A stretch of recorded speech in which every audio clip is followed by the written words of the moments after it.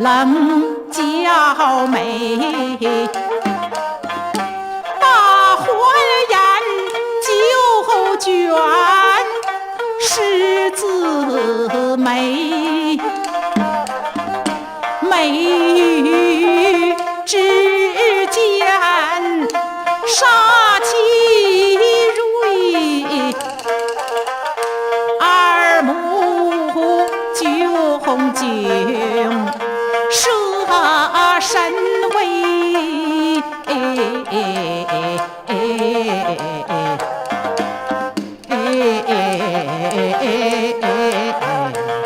面如锅底黑鳌背，黑中透亮闪光辉。他好像不是娘的奶水味，吃得木炭灰喝得美。真压赛金刚火太岁，简直能气死三国猛张飞。喊一声真人耳发聩，说话的声音像打雷。观其外表知其内，就知他悲迷妄为。喊话者乃是唐朝大将薛仁贵的侄子薛丁海，他奉朝廷之命到岭南来平匪患。可是那蛮荒之地匪徒特别多，自己带的兵马少，没有获胜的把握。他心中焦躁，一听说有个佛门祖师在此弘扬佛法，他心里就火了。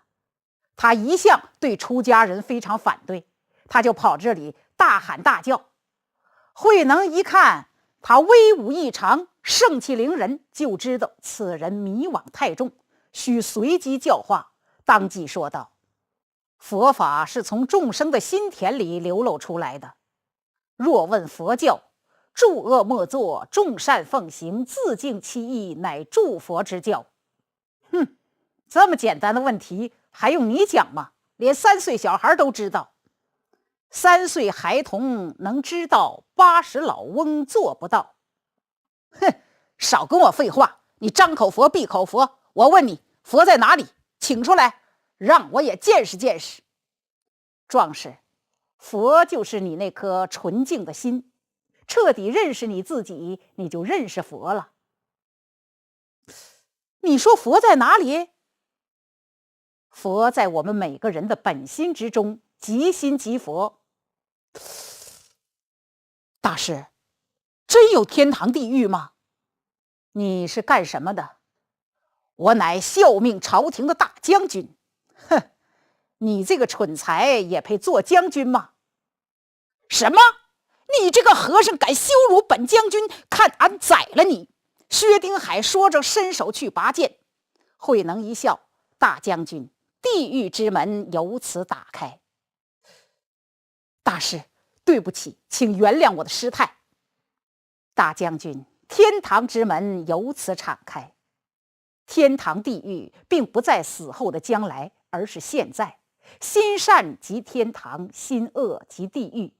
天堂地狱全在一念之间，随时在为你敞开。慧能开示的真精彩呀！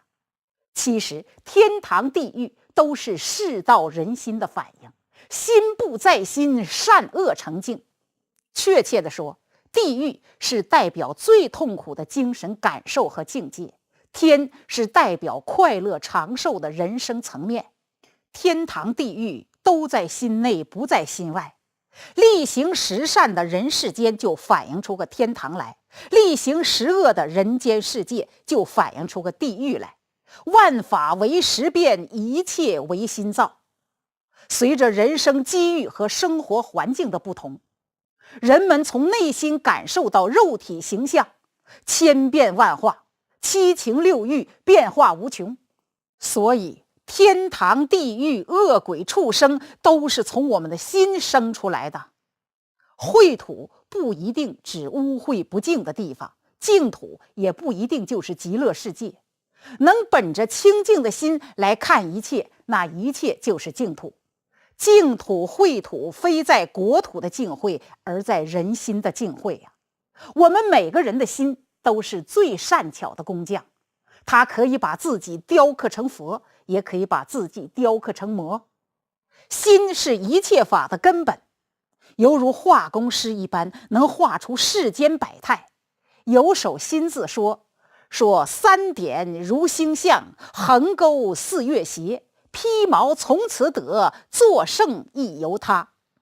佛教就是引导人往内看，去寻找隐藏于个人内在的潜力，而不是导向不可知的外力。是向内完成，不是向外获得。内随愿，外随缘，才能自在随愿。只有人才是现实生命的创造者和自己命运的设计者。慧能这恰当的比喻，把这些特征都给透露出来了，使薛丁海心下明悟，排除了焦躁。这说法契机很重要啊！一个高明的法师必须要有智慧，会观机斗教。对学生说书篇，对农民话10年，那样教化才有效啊！如果不懂得观机，不会教化众生，不会针对人的根基，那容易把人给渡出烦恼来。我就见过这样的人。有一个人到寺院里问一个出家师傅，说师傅啊，学佛有什么好处？这师傅说，学佛呀可以了脱生死啊，你学吧，挺好的。这人一听，心话，我活得挺好，那我可不学了。他转身走了。你看这师傅没智慧，送上门的缘分他都给渡跑了。后来啊，这个人又去了佛学院，向佛学院一个很有名的法师请教，说法师啊，学佛有什么好处？这法师说，你是干什么的？他说，我是做生意的。法师说，学佛能让你生意兴隆啊。这人一听，眼睛就亮了，说真的吗？法师说，真的，佛法教你如何与人和睦相处，和气生财嘛。然后法师又给他讲了一些佛法中所说的发财之道。这人听了很感兴趣，当时请了一些佛经拿到家里，自己天天读诵，获得很大的利益。所以说，教化众生要有智慧，能够对机施教，针对不同的修养、不同的习性，给予不同的适当的教育，那才行啊。单说慧能讲法，言语高妙，智慧高深，众人一听获益匪浅。薛丁海更是对慧能感激之极，敬仰之极，当即冲着慧能双手合十。大师的巧妙开示使在下迷色顿开。在下奉命来岭南平息匪患，可是敌众我寡，将士们没有斗志，没有获胜的把握，不知如何取胜，还望大师慈悲赐予妙计。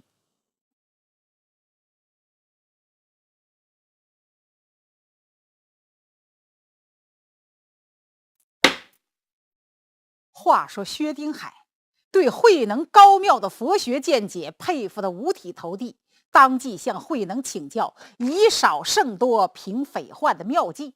慧能告诉他，命运掌握在自己手里。薛丁海听后有了主意，他这个人呢倒很直性，当即把他对出家人的看法和盘托出。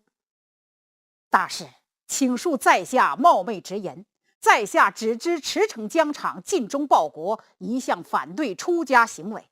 因为我们的国家是以忠孝为立国根本，若是出家，与我们的国本不合。我认为一个人要是不忠不孝，他就没有做人的资格，更何况成佛呢？而出家人每天只吃闲饭，不事生产，不把自己的力量用来报效国家，这谓之不忠。父母养儿防老，而出家人抛弃父母于不顾，这怎么能谓之孝呢？烦劳大师为在下解疑。慧能一听明白了，怪不得他刚才问话的语气如此的强硬，原来他不了解出家人的任务，误会了出家人，还真得给他解释解释。想到这儿说道，大将军，你说做一个好人的资格，对国家要忠，对父母要孝，这话很对。可是披剃出家，皈依佛门，献身于救人救世的工作，这不能说是不忠不孝。你说出家人只吃闲饭，不事生产，不把自己的力量用来报效国家，这是你没有了解到出家人的任务。出家人的任务是弘法是家务，立生为事业。讲到报效国家，不一定要种田织布，从事直接的生产才算是报效国家。像我们以佛陀的教法安住人性，提升道德，防恶止非，化干戈为玉帛，这不更可以说的是做的报效国家和为世间服务的事情吗？是啊，一个有修行的和尚，他教化众生的作用能赶上千万个警察的治安效果。我说这话绝不是对警察的贬低，其实我对警察很尊敬，他们是以自身的安危来换取社会的安宁。如果说全国的警察都放一天假，你看看那得有多少银行挨抢，多少恶性事件发生啊！不过警察治安的方式方法和和尚不一样，出家人是用善恶因果的理念来教化众生，醒良知于世。人要是相信因果，他就不敢做恶事，他能自觉自愿的奉公守法，不用别人看着。所以啊，一个好的出家人对社会的贡献也是非常大的。慧能接下来又为薛丁海解释这个孝字。大将军，至于说出家人连父母都不要，这在佛教里从来没有听说过。佛教的戒律上有明文规定，如果父母不允许的，便不能出家。父母要是贫穷无人奉养时出了家的子女，仍要尽孝，否则便获重罪。出家人要么是父母不在了，要么是父母有他人奉养，而且安顿好了，父母也同意出家才去出家的，绝不是违背老人抛弃父母独自出家的，何谈不孝？再说真正出家是指出三界烦恼之家。要讲孝字，出家人或许才真正懂得孝字的意义。普通人的孝敬父母只是在物质方面的供给，然而光是在物质上孝敬父母，这不能等于是彻底的孝。父母老病死的大患不能给解除，而出家人的孝敬父母，一方面当然希望父母能在物质上不致缺乏，另一方面更希望以所修学的佛陀真理赐给父母，让父母永远离开生死痛苦的大海，获得长久不变的清净自在的安乐，这才是根本孝顺。慧能他解释的真精妙，他把这忠孝二字含义抛。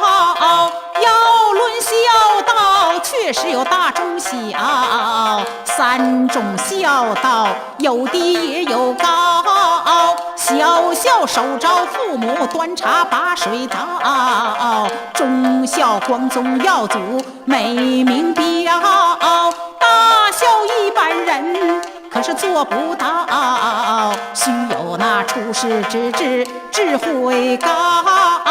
不但要自己解脱断烦恼，还帮父母离苦得乐把灾消，这才是大丈夫所为真正孝道。他一人得道，能把九祖抄，要论忠字更是深奥，听诸公办咱详细了。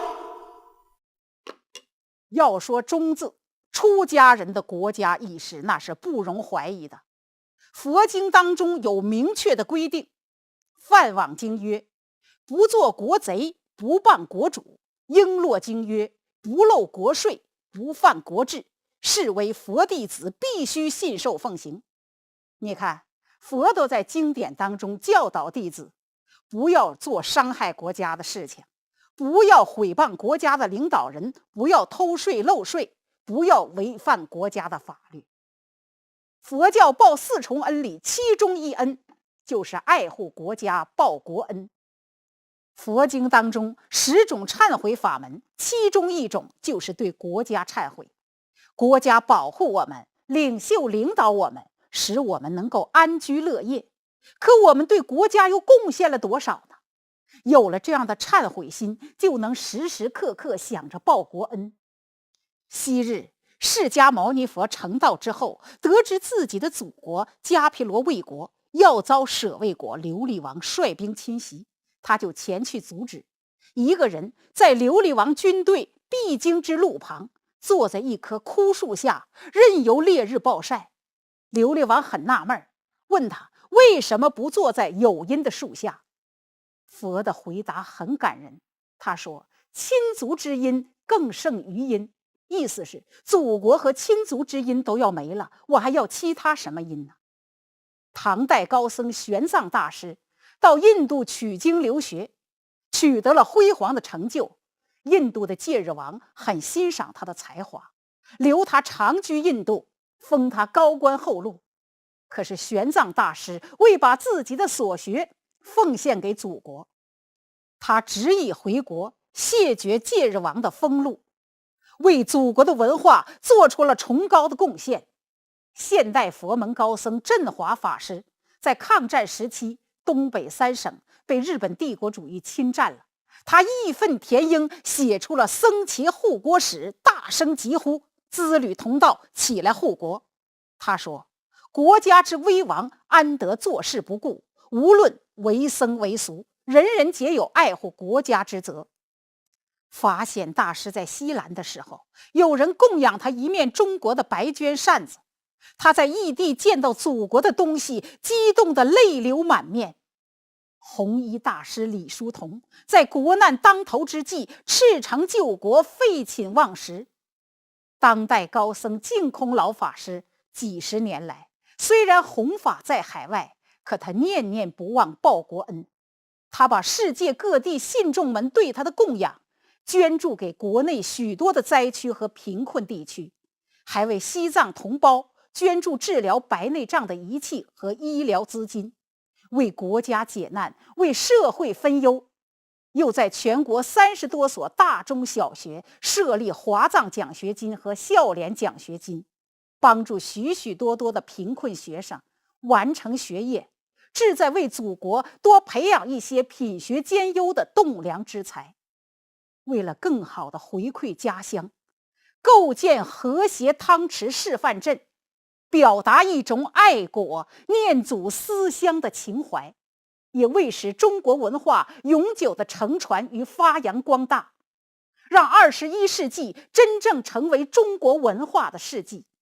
他在家乡安徽庐江汤池镇办了一座德行教育学校，培养承传中国文化的师资力量，倡导做人以孝为本，和谐从心开始，从我做起，从家庭做起，让尊老爱幼，人人互敬互爱，家家幸福和乐的和谐春风沐浴着汤池大地，使汤池人们快乐无比。这些人的爱国情怀都是佛教精神的流露，所以说佛教徒的国家意识不容怀疑。一提起佛，有人就总误会，其实佛就是智慧，就是觉的意思。佛教就是智慧的教育，觉悟的教育，让人诸恶莫作，众善奉行，自净其意，鼓励人们断恶向善，净化心灵，塑造日趋完善的人格，让人如何和宇宙众生和睦相处，如何善待自然环境，如何去营造幸福光明的未来。如果人人都能按照佛陀的教义去行事，那么整个社会就是太平盛世，人间净土，就是真正幸福和谐的社会。出家人就是要用佛陀的这种教法来提升道德，导世化俗，促进社会的祥和。说白了，他们都是和谐社会的力行者。我想那时候要是有精神文明建设和公民道德建设以及和谐社会这些名词的话，慧能大师准能把这些名词给用上。出家人证悟大道之后，也不像世俗所说的消极厌世，而是以积极的态度、进取的精神去抑恶扬善，福利大众，从而显出自己圆满的人生。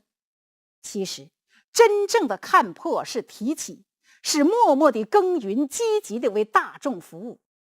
当然了，也不能排除有一些出家人在利用僧人的形象、佛教的招牌，搞世间名利，诓骗社会大众，给佛教抹黑。僧有圣凡，大家不要见几个不守戒的和尚就诋毁所有的出家人，不要因一两个不孝的秀才就大骂孔子。同时，我也非常希望所有的出家人都能按照佛陀的教义去行事，给社会大众做个好榜样。因为不忍圣教衰，不忍众生苦，你才要出家献身佛教。如果你没发真正自利利他的大菩提心，承担不了这份责任，你就赶快还俗回家，别因为你这一束黑暗抹杀整个太阳的光辉。若是袈裟之下食人参的话，那是非常可悲可怜又可耻的。单说慧能高妙的佛学见解，不仅解除薛丁海心中的疑惑，也使在场的人心悦诚服。寺院里有个厨技精湛的智兴和尚，他平时总给大家做饭，没有时间听印宗法师讲佛法，他对佛法了解不太深。今天他一听佛门祖师开坛弘法，也抽空来听。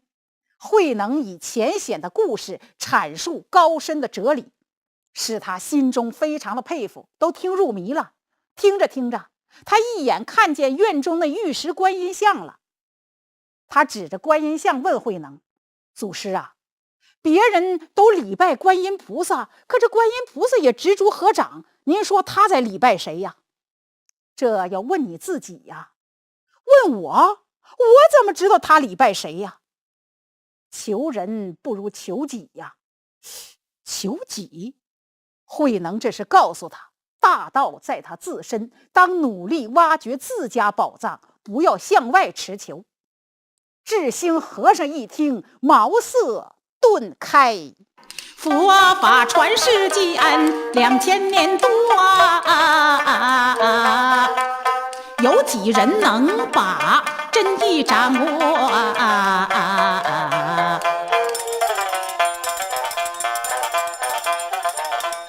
只见芸芸众生满波波到处去朝山礼拜土坡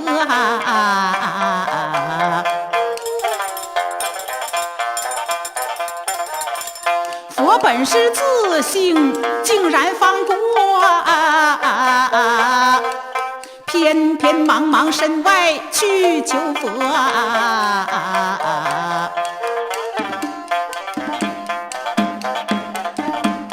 忘却自性真佛心头坐舍本逐末怎能有所得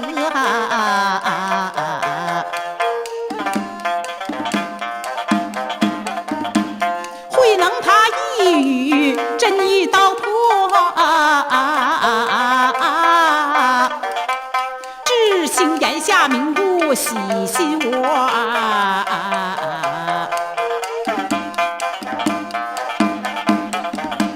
感谢慧能为他解疑惑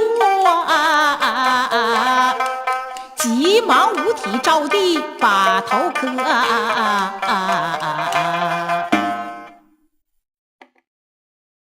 智兴和尚感激慧能给他解疑指迷，当即匍匐于地向慧能叩头行大礼，这才叫佩服的五体投地呢。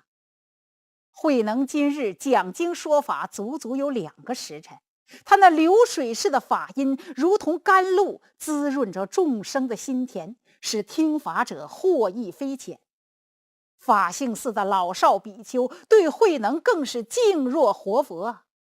慧能每天衣食起居都有专人赐奉，可是智兴和尚感激慧能给他开示之恩，也想借机多亲近慧能。他主动剔下小沙弥，每天早上他又亲自来为慧能送水洗漱。今天早上慧能起床多时，不见智兴和尚来送洗脸水，以为他厨务太忙脱不开身呢，就信步朝厨房走来。慧能来到厨房门口，这么一看，智兴和尚的后背对着他，面朝生着微火的灶口那蹲着呢。锅上未熟的白米饭像珍珠一样清亮，饭香扑鼻，而且热烟很浓，都呛人呢。慧能一惊，智兴喊了2句，智兴没回答。突然他觉得一阵头晕目眩，一伸手扶住门框。就在这时候，智兴和尚的身体呼的一下向他猛撞过来。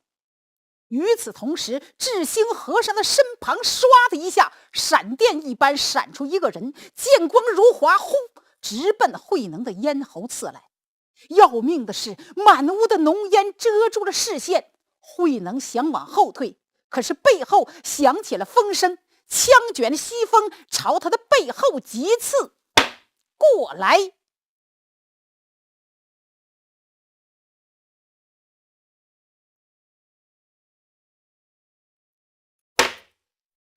话说慧能清晨早起，不见智兴和尚来给他送水洗漱。慧能以为智兴厨务太忙脱不开身呢，就信步朝厨房走来。到了厨房门口就遭暗算，就见智兴和尚巨背朝他猛撞，旁边有一人剑光如滑，奔着他的咽喉急刺，后边有枪卷的西风朝他后背刺来。前无进路，后无退路。慧能一惊，立即出手，击中那使剑人的手腕，那人手腕一麻，宝剑飞了出去。与此同时，慧能的另一只手扶住智兴和尚的来势，嗖嗖嗖，有3支劲箭，距离短，力道急，朝着慧能就射了过来，打智兴和尚的后背射出来的。慧能一惊，百忙之中一矮身，躲过这3支劲箭，后边的枪尖也落了空，只听嗷嗷2声惨叫。使剑的人被使枪的人刺中咽喉而扑倒，使枪的人被智兴和尚后背的3支劲箭给射得倒飞出1丈开外，钉在景院墙佛子的旁边。慧能一惊，仔细一看，智兴和尚已经死了，他的脸孔已经被烧焦，可是身上的衣服却丝毫没有烧灼的痕迹。慧能一看，立时明白了，知道这定是4大天王当中的火王干的。除了火王，世上没有人能将火力运用到如此巧妙的地步。慧能心说，我和他并无冤仇，他凭什么来害我呢？还有那个使剑人剑光如滑，绝非一般可比，定是剑王无疑呀。我并未得罪他们，他们为什么要用这种毒辣的手段来暗杀于我？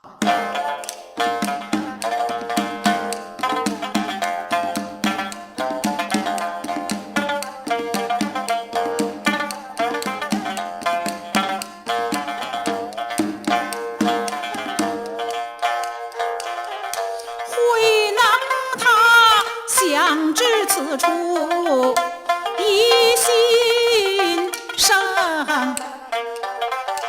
我与剑火2王并无仇情，他2人为何来此取我命？手段残忍毒辣，令人心惊。智兴他遭毒手，令人心惨痛。这2王自是恶国，难以超生。想至此，不由得悲心涌动。低下头，他把剑王看分明，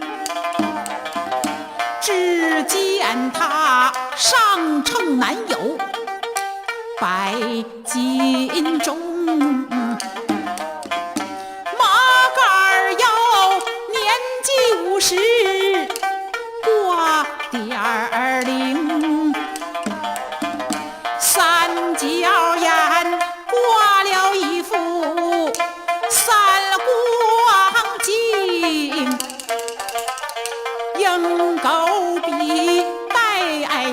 儿长相凶，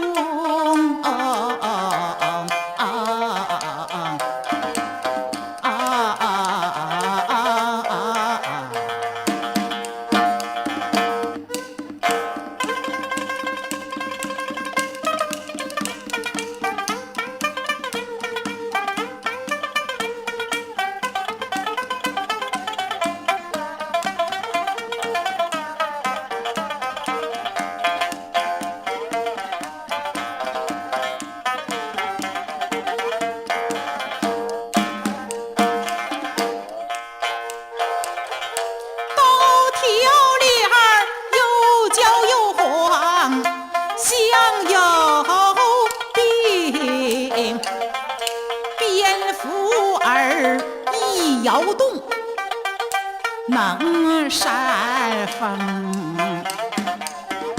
卷毛虎好像猪毛没摘净，老鼠嘴溜溜尖儿，嘴角崩，上身穿天蓝长袍大圆领，有一对红色珠履二足蹬，头戴罩如金双飞凤，有几招丝绦九股拧，这长相透露着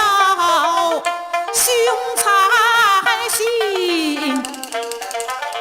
只因为命有几遭，相由心生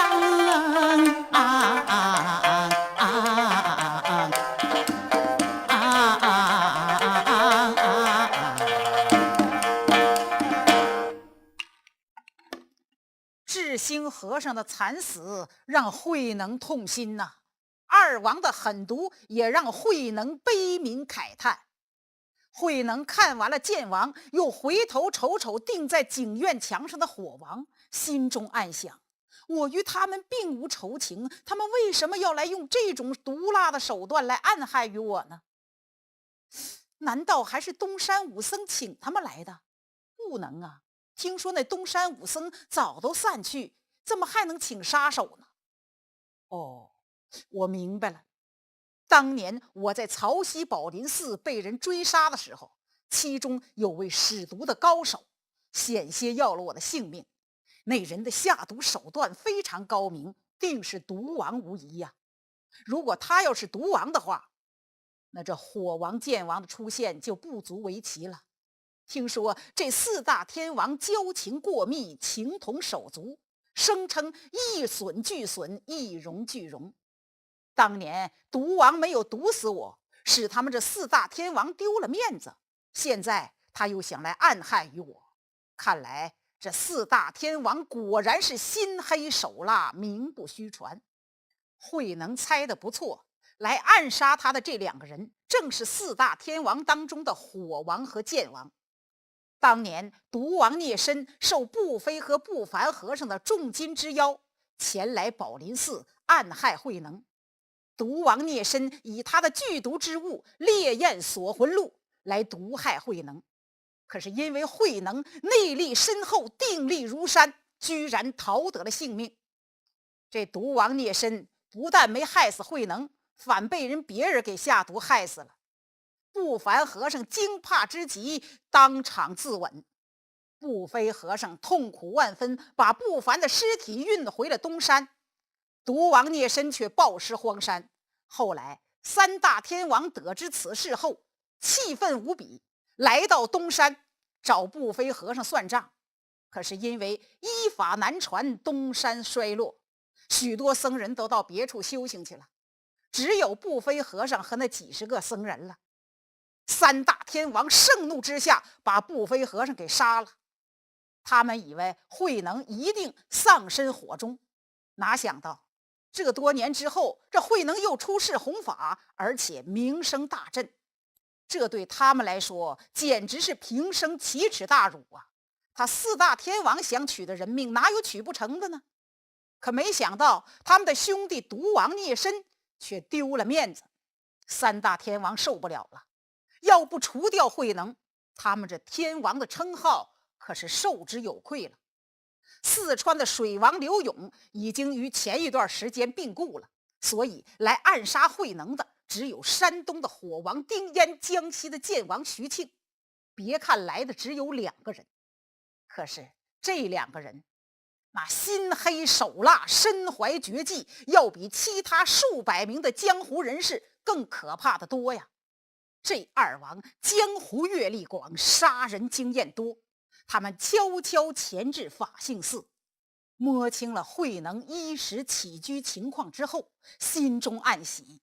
就在智兴和尚刚刚把米下锅火点着之际，他们就对智兴和尚下了毒手，烧死了智兴和尚，还在智兴的背后衣服内装上了弹簧劲弩，还留待剑王志在必得的一剑和火王凶狠的一枪，想取慧能的性命。慧能为什么能险中求生呢？因为他早有防备，屋内不该有那么多的浓烟呢。那智兴和尚是寺院里有名的厨师，他做饭绝不能像宦官小姐第一次做饭那样弄得满屋都是浓烟。再说智兴和尚一定会听到他的呼唤，起身相迎的。智兴和尚每次见到他的时候，都失去了佛家的气境而亲热无比。再说那个饭还没好呢，柴火已讲熄，这些不正常的现象都不是智兴和尚平时应该能犯的，所以慧能立即有了防备。这剑王的剑是非常的王道，又快又准又狠，要不怎么叫剑王呢？闪电一样向慧能刺了过来。可是慧能智慧过人，出手更快，就在一刹那间击飞剑王的剑，躲过智兴和尚背后的弩和火王凶狠的枪。这一刹那究竟有多久啊？非常快，一刹那乃古印度梵语，要比咱中华词语中的眨眼间、瞬间还要短得多。古代弹指快猛的金刚力士，这一弹指就是60刹那。你想啊，那弹指力士他弹指多快呀？一弹指60刹那，那这一刹那就是一弹指的1/60。你想这一刹那是多快多短呢？慧能若没有这惊人的奇速，绝难逃打2王的毒手。也正是他的惊人奇速，使得他险中求活，致使2王自食恶果。剑王中了火王的枪，火王中了智兴和尚背后的3支弹簧弩，双双废命。天作孽犹可为，自作孽不可活啊！因果祸福全是自招来的，跟别人没有关系。肉心是指挥棒，临时总机司令；肉身是玩具，玩到老死了，啥也带不去，唯有功过相随不舍。这江湖上赫赫有名的4大天王，除了水王刘永以外，其他3大天王都因为起了害人之心而害了自己呀。因果报应怨不得别人呐。单说剑王中枪，火王中箭的时候，发出那种凄惨的叫声，惊动了厨房附近的其他僧人。有人急忙报告印宗法师，印宗法师一听，急忙带着众僧赶到这里。印宗法师一看这情景，大吃一惊。慧能把经过告诉了印宗法师，把个印宗法师吓得心惊肉跳。好在六祖安然无恙，他才放下心来，命人为智兴和尚收尸，并操办后事。慧能化险为夷后，仍每日安住寺中讲经说法，让众生同沾法味，共获法乐。一时间德音远播，四面八方求法问道者不计其数。这一天，慧能讲法完毕，就把自己打算明年春天到曹溪宝林寺弘法立生的事告诉了印宗法师，并让印宗法师代他筹募资财，重修宝林寺，还让印宗法师替他写一封书信给刘志略。印宗法师一听，且忧且喜，忧的是慧能早晚会离开，喜的是自己可为大师，也为佛门做一件功德大事，所以他立即着手准备。一晃到了腊月末，印宗法师派往曹溪修复宝林寺的能工巧匠们也都纷纷赶了回来，并告知慧能，宝林寺在刘志略、陈亚先、曹叔良等人的筹资帮助下，已经修复一新。陈亚先不仅出了很多钱，还把祖上遗留下来的许多土地也舍出来，为慧能扩建寺院。他们还带来刘志略的一封书信，信上说，刘志略得知慧能火中幸免，还在人世，并且即将归来，不由大喜过望。若不是老母近日病重，他会马上赶来与慧能相见。现在他只盼慧能早归曹溪，弟兄聚首。那信上还有无数曹溪信众的签名和虔诚的手印邀请。慧能仿佛看到了那一张张朴实的笑脸，在向自己诉说着对佛法的向往和对自己的无尽期待。他曾在曹溪播下了佛法的种子，那里淳朴的民风，百姓的爱戴，历时浮现在脑海，不由悲喜无限。光阴似箭，日月如梭，一晃到了第2年的正月底了。慧能做好了去曹溪的一切准备。2月初1这天，慧能应大众之请，做最后一次开示。他讲法完毕，告诉大家说自己明天就要动身去曹溪宝林寺了，谁有疑难问题，可前往曹溪去求问。大众都是依依不舍。到了2月初2这天早晨，法性寺内山门大开，人山人海，列队举帆，都等着相送慧能荣归曹溪。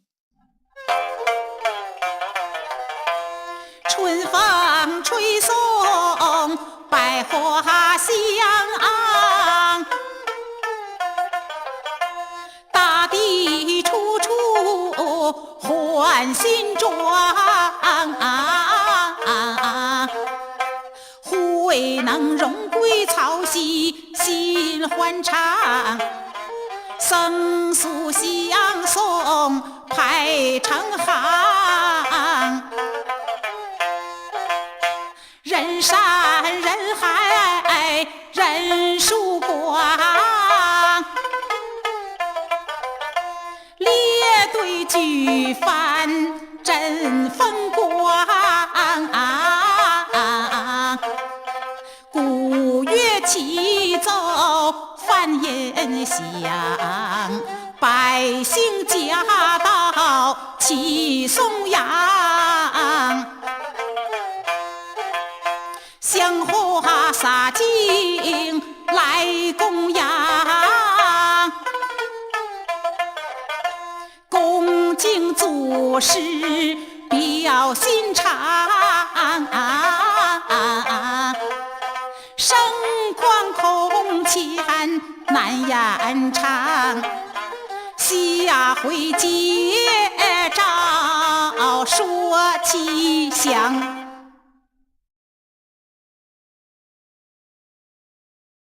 话说慧能在印宗法师和荆州通英律师等1000多僧俗的簇拥下，列队举帆，走了1个多月，才来到了曹溪境内。至诚迎法的曹溪居民，鼓乐齐奏，摇帆舞床，夹道欢迎，真是盛况空前。无数的曹溪乡民怀着渴求、崇敬和深深的敬意，齐刷刷地跪在大道两旁，仰头献上心中所有的热情与爱戴。慧能望着这悬挂面前的无数盏曹溪百姓的心灯，任无尽悲喜从心间流过。悲悯众生、献身佛教的激情再次溢满了心中。他决心将自己的全部身心毫不保留地献给芸芸众生，献给弘法事业。他的确做到了。他在这曹溪几十年如如不动，创下了弘传佛法的奇迹，为中国禅宗思想的发展壮大打下了坚实的基础。慧能的义兄刘志略一看护送慧能的队伍来到，他老远就冲上去：“贤弟，你可降杀愚兄了！”刘志略激动过度，都忘了僧俗的礼节了，还称慧能为贤弟呢。他一下抱住慧能，喜泪交流。刘志略抱住慧能，泪纷纷。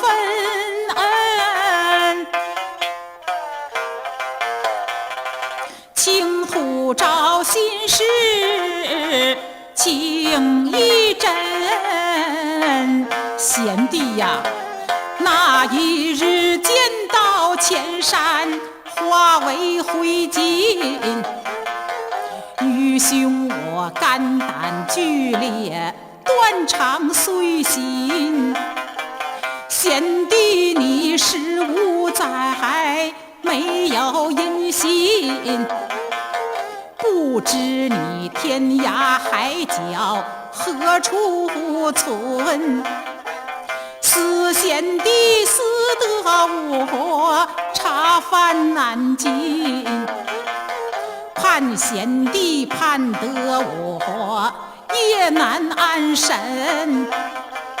苦贤弟苦得我眼泪流尽，想贤弟想得我好似吊魂。贤弟呀，15年愚兄为你精神不振，15年愚兄为你痛苦万分，15年愚兄闻不东走西奔，15年愚兄为你长求观音。苍天有眼，贤弟你免厄运，荣归曹溪，弘法度人。菩萨加护赞，弟兄重亲近，让愚兄再得你法语甘露里。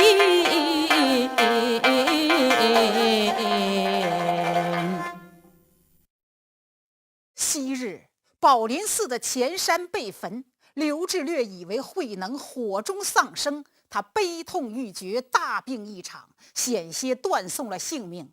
今日他与慧能相见，能不狂喜吗？到了宝林寺的门前，早有先行入寺的僧众，击鼓鸣钟，香花洒路，列队恭迎六祖法驾入寺。慧能在一片唱诵声中徐徐入寺，刘志略见此激动不已，心说贤弟苦难大半生，今日终于大器晚成，荣归曹溪，日后定能化度举国，名垂青史。这宝林寺的缘起颇为神奇，它始建于南北朝时期，是梁武帝天监元年，有位智药三藏法师航海东来，到了广州几经游览之后，北上途经曹溪，他觉得口渴，居水而饮，一饮之下发现此水香美甘润。他环顾群山，山峰奇秀，宛如西天宝林山。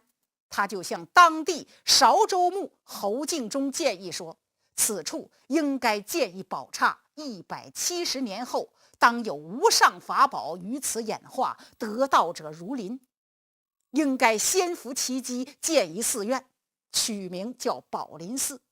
侯敬中把他的建议上奏梁武帝，梁武帝立即准奏，天监3年宝刹落成，梁武帝赐额宝林寺。这座宝刹虽经隋末战火兵灾的消损和恶党的焚烧，可如今经过能工巧匠们的修复，仍不失原来的庄严。寺后还有制药三藏法师御制的碑石。170年后的今天，禅宗6祖慧能竟然来此。这座宝林寺也成为6祖慧能弘扬禅法的发源地。慧能在众人的簇拥下来到了大殿，在大殿的檐下悬挂着8盏极为精巧的彩灯，每灯一字，应无所住而生其心，乃是慧能闻经悟道的故事。慧能来到了大殿中央莲花宝座，刚刚坐定，就有大众上来向他跪拜，有人竟当众问法，敬禀祖师4大皆空怎么讲，望祖师慈悲指教。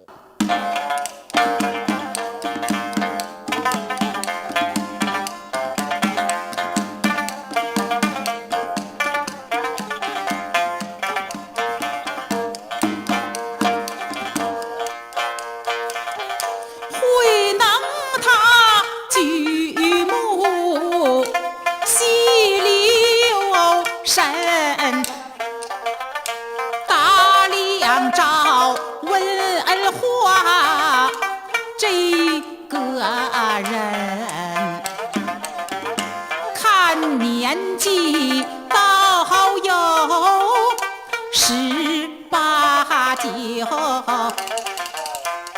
多说也只能少一春，上宽下窄满长脸儿，俩眼睛他咋长得嫩有神，高鼻梁玉柱通关多相称，金朝朝滋润润红嘴唇，面皮白好似擦过官粉，百里透红细杀人，天下人难长得怎么英俊，简直是云天王子降凡尘，莫非他爹娘行善积德多，才生下这样难得好儿孙。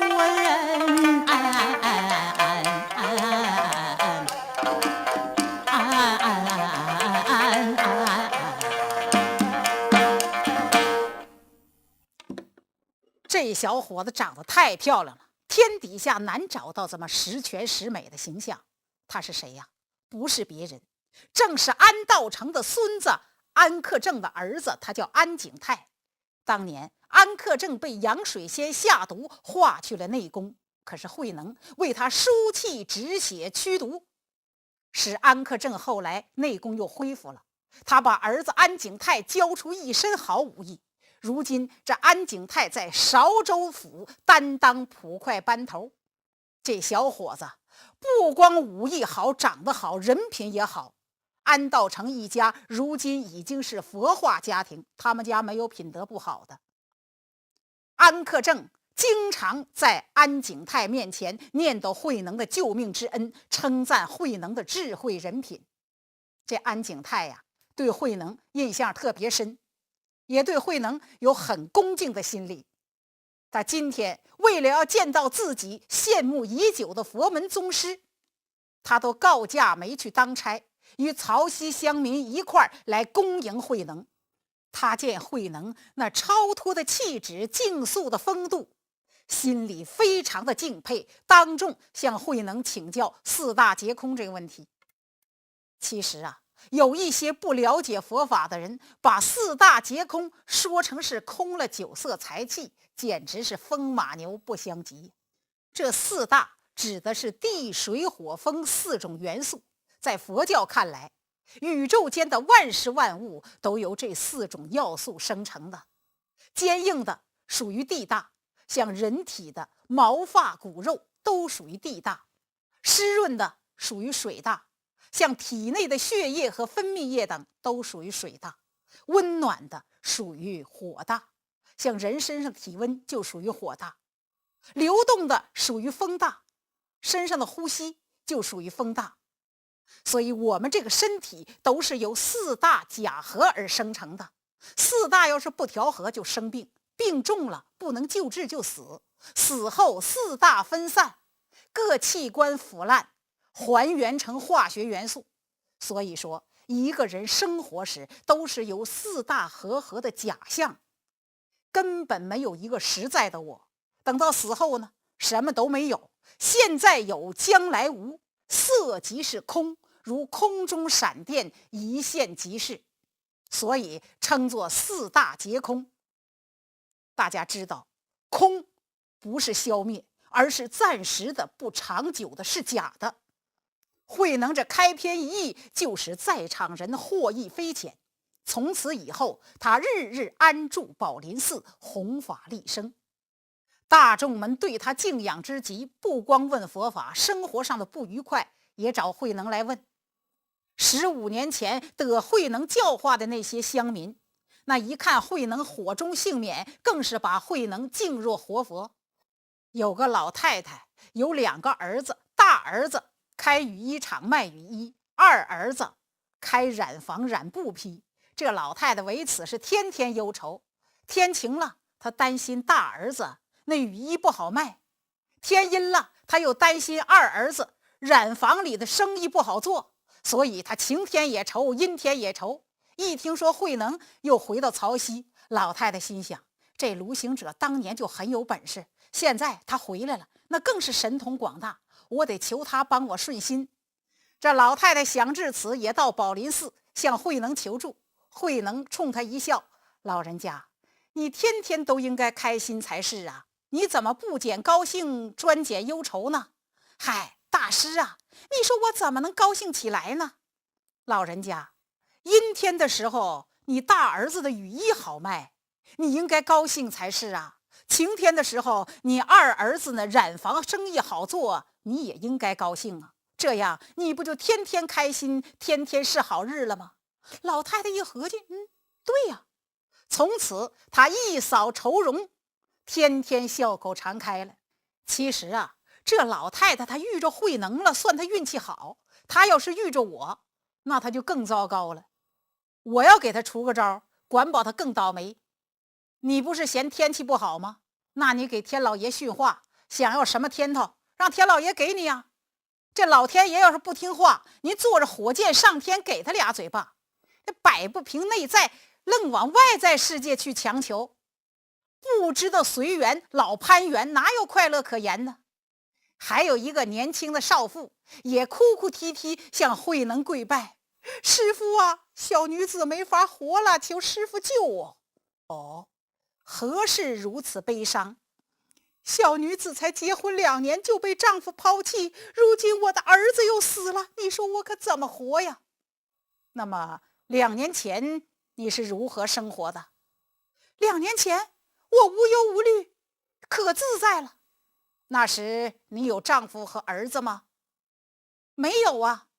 那你不过是被命运之舟又送回到2年前，你又无忧无虑，自由自在了。这少妇一想是这么回事啊，止住哭声，连忙向慧能致谢。诸位，学佛并不是对死亡的一种寄托，而是当下就活得自在和超越。佛法不离世间法，离开世间另去找佛法，你找不着它。如果能悟道能明白，那么世间的一切法都是佛法；要是不明白，那就是生死法。佛教的修持，也就是生活的实践，也就是如何运用佛的智慧与慈悲来解决我们所面对的生活。快乐因调伏自心而有，心不调伏，乐不可得。所以说，有智慧的人能够调伏自心，随遇而安，清净快乐。没智慧的人，他希望别人给予快乐。生活的大智慧就是要苦中作乐，学会如何取舍。人在无法改变失败和不幸遭遇的时候，就要学会接受它，适应它，忘记它。苦苦的挽留夕阳，那是傻人；久久的感伤春光，那是蠢人呐。人如果能在遇到苦难和烦恼的时候，能跳出来换个角度看自己，那就不会为战场失败、商场失守、情场失意而颓唐丧志，也不会因为赞誉四起、名利加身而得意忘形。跳出来换个角度看自己，那是一种突破，一种解脱，一种超越，从而能获得自由自在的乐趣。人活的就是心情啊，好心情决定好命运，拥有良好的心情，才会活出潇洒的人生。单说慧能在宝林寺内，以他圆融的智慧和无尽的悲心，洗涤众生尘垢，使人们在辛苦劳碌的人世上，在兴衰成败的热梦中，享受到中华禅悦的风味，菩提智慧的清凉。无数众生感激他法语的恩泽，但也有个别不知好歹，欲置他死地者。单说这天晚上，慧能大师正在灯前静坐，忽然一道黑影自空而下，一缕冷森森的白光唰的一下直奔他的哽嗓咽喉。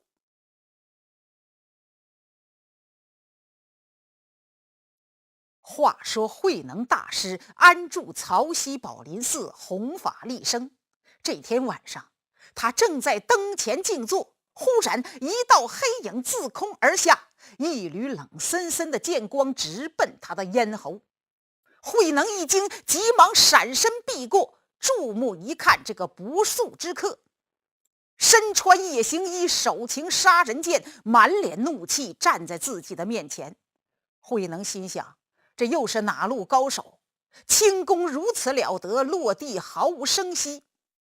书中暗表，此人乃江西人士，姓张，名行昌，曾是不非不凡和尚的同乡。他幼习武功，轻功厉害，少年时就得了个飞猫大侠的绰号。您听听这飞猫的绰号，就知他身法快捷。后来他又拜江西剑王徐庆为师，学得一身惊人的剑法，江湖人称梅花剑客。号称剑客的人，轻功武功都得是一流的，不光武功好，还得有侠肝义胆和正义感。15年前，他听不非和不凡和尚说慧能盗取东山依法难遁，他就对慧能没好印象。而今他的师父剑王徐庆又因暗袭慧能而丧命，他就更加痛恨慧能，决心要杀死慧能，替他师父剑王报仇，替东山比丘出口气。所以他深夜前来行刺慧能。慧能面对这个持剑人镇定自若，壮士夜闯山门，可谓来者不善。此乃佛门清净之地，到此杀人是要堕无间地狱的。我劝你还是及早走开吧。少废话，我张行昌行走江湖多年，行侠仗义乃是我的分内之责。我就是宁可下地狱，也要惩治你，为我的师父剑王报仇，为东山比丘雪耻。慧能一听，知道他对自己的误会太深，怨恨太重，势必逞凶，多说无益。好，既然张大侠杀心已定，我绝不吝啬一颗头颅，可以引颈受戮，让你任砍3剑。如果你3件取下我的项上人头，可以带走；倘若3件取不下来，又当如何？”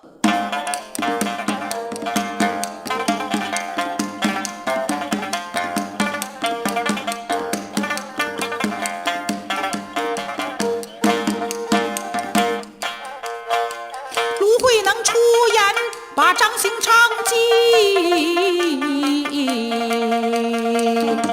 允许他任砍3剑把头剃。张兴昌闻听心欢喜，这真是天赐我的好时机。别说是3件任我取，就是1件也没问题。别看那东山武僧败给你，都说你这智慧高深功夫奇，你怎知我手中宝剑锋利无比，吹毛立断，削铁如泥。你卢慧能的今天太大意，活该你阳寿已尽，命归西。我今天定要把你人头取，为佛门出剑道，建功绩。张兴昌想至此，洋洋得意，斜目讥笑，露出杀机。张兴昌虽然知道慧能武功高强，但是他自信自己也并非等闲之辈，何况自己手中的宝剑吹毛立断，削铁如泥。别说是3件，1件要取他的人头都不费吹灰之力。所以他手擎宝剑，冲着慧能斜目讥笑：“哼，倘若3件取不下来你的人头，我情愿跪在你的面前，任凭你处置。好，大丈夫一言九鼎，请张大侠动手。”慧能说完，引颈受戮。他可真慷慨呀！一听人家要杀他，伸着脖子让人家砍脑袋，太大方了。张兴昌一看，心中大喜，急忙运气提弓，手中宝剑横挥，歘的一下，奔着慧能脖子就横砍一剑。这宝剑的力道很大，可是来到慧能脖子切近，跟脖子刚要接触的时候，唰的一下，有一股无形的力道竟把他宝剑的剑身弹出去好几尺远。他吓得大吃一惊，他哪知这是慧能暗用真力护住全身。张兴昌虽然觉得奇怪，却没罢手，他机警地换了一个劈砍之势，呼的一下，宝剑从上往下奔着慧能大师的脖子又劈了过来。可是这一剑还和先一剑一样，被这股无形的力道给弹出去了。张兴昌倒吸一口凉气呀，他2剑都不中，急中生智，歘，来了个脱剑隔颈，把宝剑撂到慧能大师的脖子上，嗖嗖嗖，使劲这么拉，像拉锯一样。这慧能大师的脖子太硬了，把张兴昌给逼的宝剑当成锯使了。谁知这一剑还和前2剑一样，不但没伤慧能一根汗毛，把这宝剑给啪家弹出去了。宝剑撒手，弄得他手腕麻木。张兴昌惊疑地瞪大了眼睛，一看慧能，他见慧能那双眼睛里闪动着直逼人心灵的睿智光芒，也流露出一种难以言喻的沉静与坚韧。张兴昌正惊疑之际，突然听到慧能一声大喝：“正剑不邪，邪剑不正！我只欠你钱，不欠你命，还不忏悔！”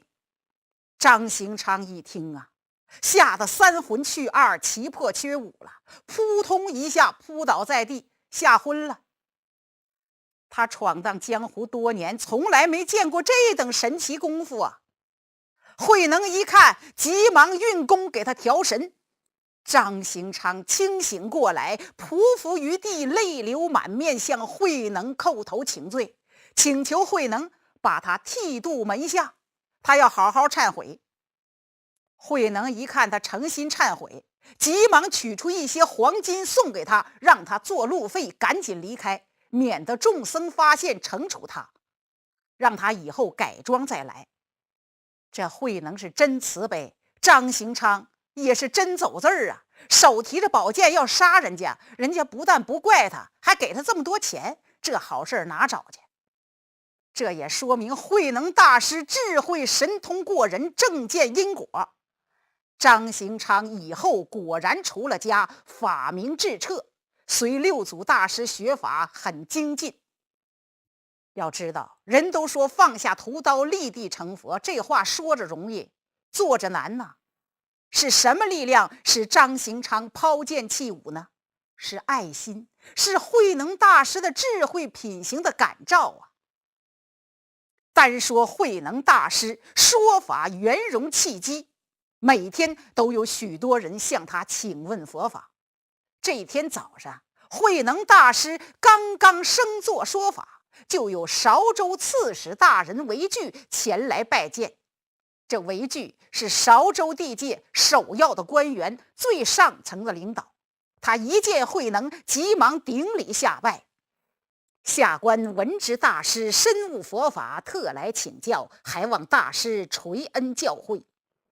韦世君不必客气，若有疑迷，尽管相问。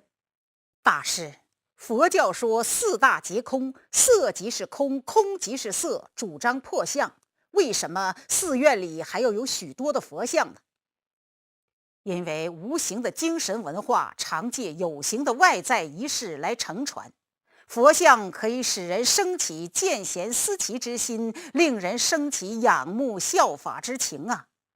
如果世上的人都有足够的智慧，了解佛像只是让人见贤思齐、仰慕效法的话，这个时候就不用佛像了。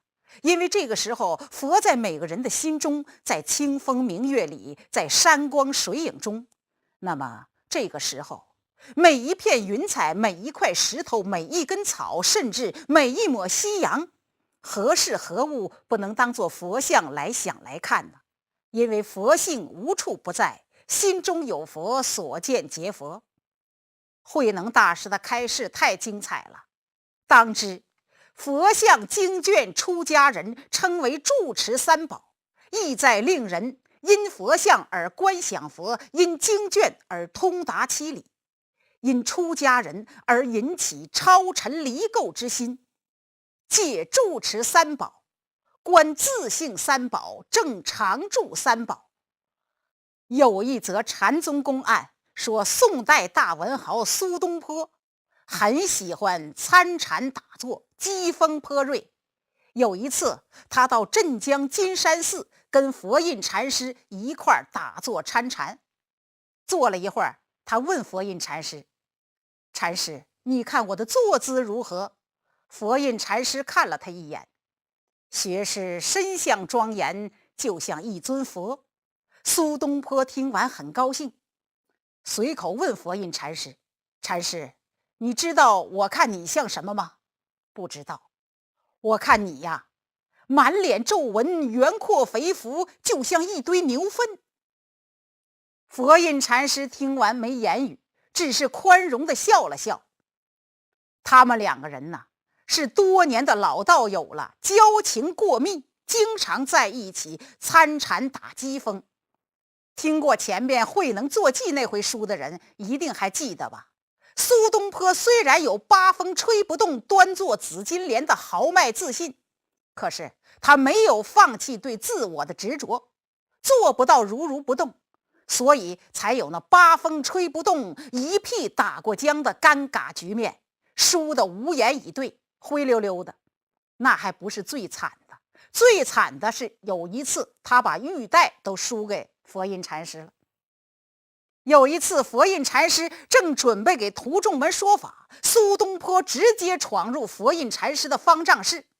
佛印禅师一看，学士从何而来？此间可没有你的座位呀。苏东坡一听，好啊，那我就取和尚的四大做禅床如何？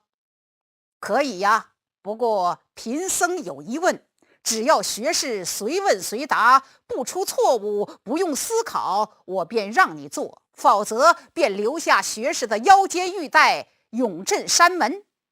苏东坡一听很自信，觉得自己机锋颇锐，他问不倒，就解下腰间的玉带放到桌案上，等着佛印禅师问。佛印禅师说道：“学士，贫僧四大皆空，五蕴非有，请问学士做到何处啊？苏东坡一听愣住了，答不出来了。佛印禅师一笑，随手拿起他的玉带。苏大学士，既然如此，贫僧就留下你这玉带，永镇山门。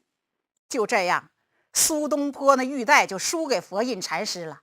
他那玉带上边都是镶嵌着宝玉，非常的精美，现在还是金山寺四大宝物之一呢。所以苏东坡每次跟佛印禅师打机锋，从来没赢过。这次他以为自己占了上风，特别高兴。苏东坡自以为把佛印赢，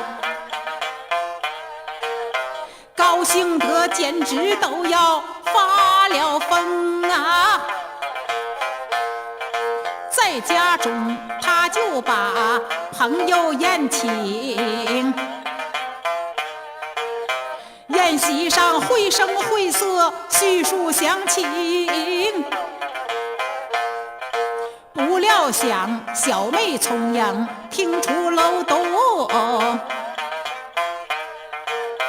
不由得顿时笑得不住声啊，说了声哥哥这次输得更重，小妹我都替哥哥脸儿发红啊。苏东坡非常高兴，把朋友请到家里，还诉说此事。不料聪颖过人的苏小妹一听，笑得前仰后合。哥哥呀，你这次输得更重。华严经云：若人欲了知，三世一切佛，应观法界性，一切唯心造。禅师说你像佛，是因为他心中有佛，已达到了佛的境界，所以他看任何人都像佛一样的庄严。而你说禅师像粪，是因为你心中有粪，你的心如粪土，所以你看任何人都像粪土一样的肮脏。这说明禅师心静，你心慧呀，圣凡差别，立竿见影。苏东坡一听恍然大悟，知道自己这世间的聪明才智永远都无法跟修行者那觉悟的灵智相比。禅者认为修行即是修心，人的一言一行、一举一动、一思一想都是心灵的写照。悟道之人勘破寰宇，心性空灵，才能像佛印禅师一样，处处显露如佛性。正如一位高僧所言：普落非他物，纵横不是尘，山河及大地，全露法王身。芸芸众生，有几个懂得菩提本无树，明镜亦非台的高深哲理呢？心中有佛，所见皆佛。可世人大都心中无佛，就得有佛像，令人因佛像而观想佛，心有所归。法相，相以表法，不以相表，于法不彰。若见诸相非相，即见如来呀。有一些不了解佛教的人，竟说佛教崇拜偶像，其实他不懂，崇拜的意义在于偶像所象征的真理，并不在于偶像的本身呢。试问世界上哪一个国家不设国旗来激发人们的爱国心，悬挂开国元勋的肖像，来启迪人们仰慕之情和效忠领袖的赤诚呢？如果有人说向国旗和开国元勋肖像敬礼，那是崇拜偶像的话，那这个人他真是愚痴的可怜虫。告诉大家，对自己不了解的学问和道理，千万不要轻易的毁谤，那样会显得自己更无知啊。单说慧能这番解释，使韦具大人心悦诚服，当即请教大师：人都说荣辱生死皆有定数，这是真的吗？韦世君，人若不能达到无心明心之境，难免会被阴阳气运所控制。若被阴阳气运所控制，当然就要有定数。但也只有凡夫俗子才有定数，贤达之人能安命。大师，一个人的命运真能逃得了、躲得掉吗？诸位，伪句这个问题问得好啊！这是自古以来许多人都非常关注的焦点问题。您要想探索命运的秘奥，希望自己的命运越来越好，请您接听下回改造命运的诀窍。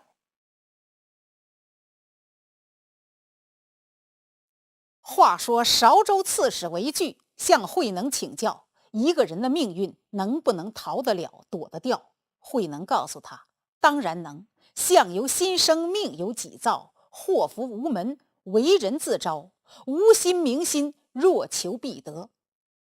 大师，孟子提过，求起来能够得到的，必须是自己做得到的事情。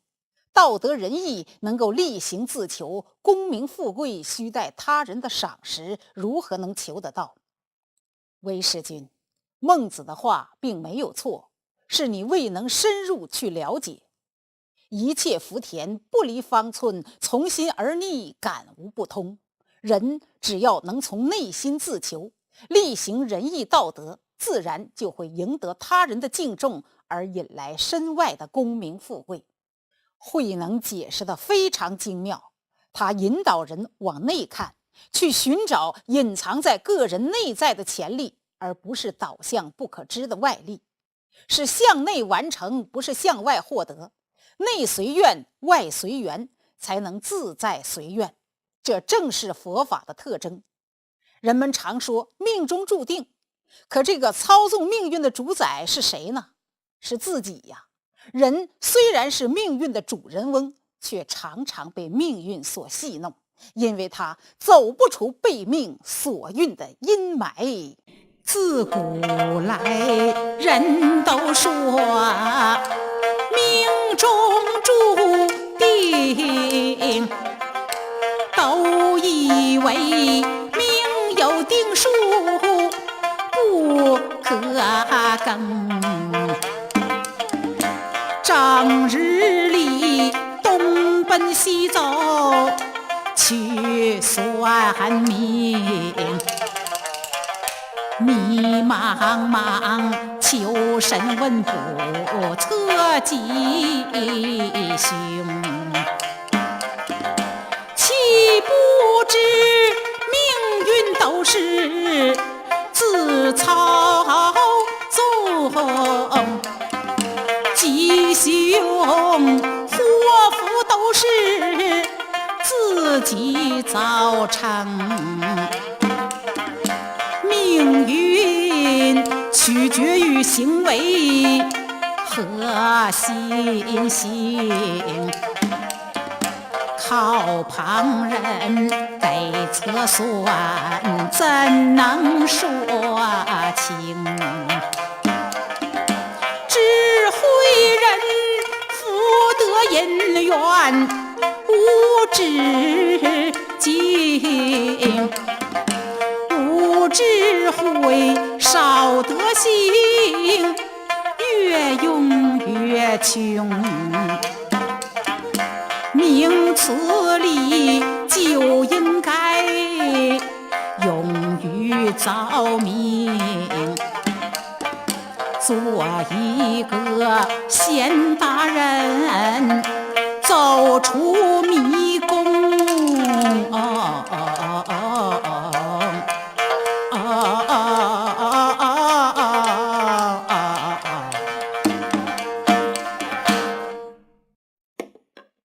作为一个平常人，我们都有那颗胡思乱想的意识心。既然有着一刻也不停的往心在，那就要被阴阳气数所束缚，就要有数。虽然说数一定有，但也只有平常人才能被数所束缚住。极善的人和极恶的人，数都拘他不住。因为极善的人，尽管他命里注定要吃苦，可他做了大善事，这大善事的力量能使他的苦变成乐，贫贱短命变成富贵长寿。相反的，一个极恶的人，他本来命里注定要享福，可是他做了极大的恶事，这大恶事的力量就会使他福变成祸，富贵长寿变成贫贱短命。过去有个传统的古词小段叫罗成算卦，有些民间老艺人经常演唱。那上边说的是大唐无敌将军罗成曾经让善推会算的徐茂公给他测过命运，徐茂公算他少年得志，名扬天下，享受富贵荣华，寿命到73岁。罗成一听样样算得准，很高兴，把徐茂公给他下的断语一一记在心里。后来罗成23岁那年，在长安城的大街上，他遇着一位老先生摆摊算卦。这老先生仙风道骨，气质不俗，罗成觉得挺上眼，尤其老先生的口气也特别大，说他大算一卦50两，小算一卦10两03钱，要有一卦算不对，分文不取，倒找钱。罗成觉得挺新鲜，报上自己的生辰八字，让老先生给他算算命运。老先生给他一算，从小到大样样都对。罗成心里非常佩服，最后让老先生给他算算寿命。老先生说，我不能给你算寿命，因为寿命是活的，有积有损，我算得好还可以，万一算不好，我怕你翻脸。罗成说，您放心，只要您实言相告，我绝不翻脸。经罗成再三请求，老先生才给他算。算完了告诉他说，罗成的寿命是23岁。罗成当时急了，能不急吗？他眼下就23岁了。那罗成是何许人也？14岁夜打登州，枪挑18国，扬州夺状元，本事大着呢，号称无敌大将军。当年连靠山王老杨林听到他的名字都害怕的不得了，逢罗不战，逢罗不斗。罗成甩甩枪杆子，杨林兵退40里，罗成跺跺脚，杨林拉稀6个月。在隋末唐初，群雄争霸，猛将辈出的时候，论武艺比力量，罗成是天下第7条好汉。这就是说，个顶个的交锋，天下只有6个人能胜了他。这6个人是：第1条好汉李元霸，第2条好汉宇文成都，第3条好汉裴元庆，第4条好汉熊阔海，第5条好汉武云照，第6条好汉武天锡。但这6个人都已经死去了。现在就连能跟罗成挂上茬的第8条好汉杨林，第9条好汉辛文礼，第10条好汉尚师图都已经不在人世。所以今日的罗成那可真是名副其实的无敌大将军。您想啊，他能在乎谁呀？一般来说，凡是人才都很傲慢，都有脾气，不好驾驭，更何况是罗成这样的人才呢？那能没脾气吗？他一听老先生说他马上到寿了，立时火起，苍啷一声拔出宝剑。